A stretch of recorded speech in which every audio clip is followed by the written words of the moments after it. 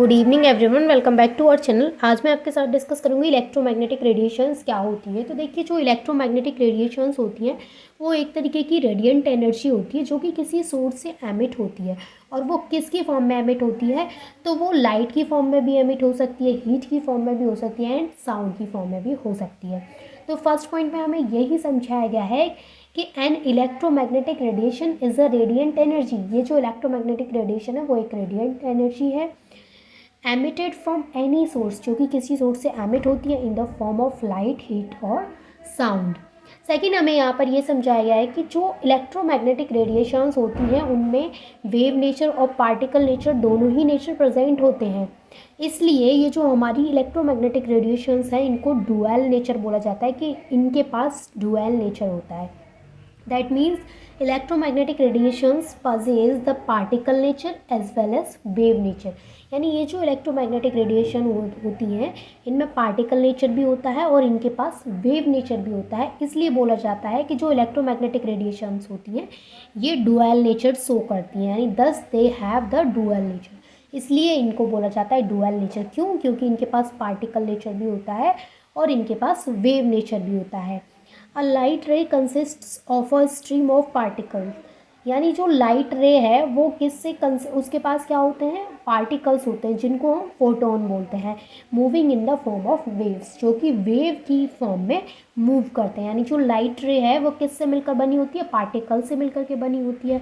और उन पार्टिकल्स को हम क्या बोलते हैं? फोटोन्स बोलते हैं, जो कि मूव करते हैं इन द फॉर्म ऑफ वेव्स। यहाँ तक चीज़ें क्लियर हैं? अब देखिए इसका नेक्स्ट पॉइंट क्या है। The electromagnetic waves have electric and magnetic field associated with them at right angle to one another। यानी जो हमारी इलेक्ट्रोमैग्नेटिक वेव्स होती हैं इनसे electric and magnetic field associate होता है at right angle to one another। If the radiation is moving along along x axis, the magnetic field is oriented along y axis and the electric field is oriented along z axis। देखिए इसको हम diagram की help से समझते हैं।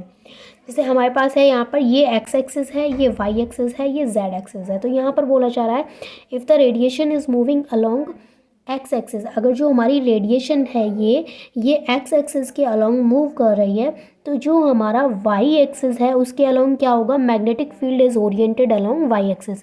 तो जो हमारा मैग्नेटिक फील्ड की डायरेक्शन होगी वो वाई एक्सिस की तरफ होगी। और जो हमारी इलेक्ट्रिक फील्ड की जो हमारा इलेक्ट्रिक फील्ड है वो किस तरफ ओरिएंटेड होगा? वो जेड एक्सिस की तरफ होगा। यानी जो डायरेक्शन है इलेक्ट्रिक फील्ड की वो जेड एक्सिस की तरफ है और जो हमारे मैग्नेटिक फील्ड है वो वाई एक्सिस। और यहाँ पर जो हमारा एक्स एक्सिस है वहाँ क्या हो रहा है? रेडिएशन मूव कर रही है अलोंग जेड एक्सिस। यहाँ तक चीज़ें क्लियर? अब देखिए visible light, x-ray, microwaves, radio waves etcetera are all electromagnetic radiations. यानी ये जो हमारी विजिबल लाइट है, एक्सरे, माइक्रोवेव्स है, रेडियो वेव्स है, ये सभी क्या होती हैं? ये सभी इलेक्ट्रोमैग्नेटिक रेडिएशंस होती हैं। और यहाँ पर मैंने आपको क्या समझाया, जो यहाँ पर 3 लाइन लिखी हुई हैं कि जो रेडिएशन है हमारी अगर वो एक्स एक्सिस के अलोंग मूव करती है तो जो हमारा मैग्नेटिक फील्ड है वो वाई एक्सिस के अलोंग ओरिएंटेड होगा और जो हमारा इलेक्ट्रिक फील्ड है वो जेड एक्सिस के अलोंग ओरिएंटेड होगा। यही चीज़ यहाँ पर नोट कर रखिए। Electromagnetic radiation travelling in the form of waves and associated with electric and magnetic field at right angle to each other. यानी जो मैंने आपको यहाँ पर एक्सप्लेन किया था वही चीज़ यहाँ पर लिखी है। तो यही था हमारा इलेक्ट्रोमैग्नेटिक रेडिएशन क्या होती है। आई होप कि आपको समझ में आ गया होगा कि इलेक्ट्रोमैग्नेटिक रेडिएशंस होती क्या है। अगर आपको कोई भी डाउट है तो वो आप मुझसे कमेंट में पूछ सकते हैं। And thank you so much for watching this video.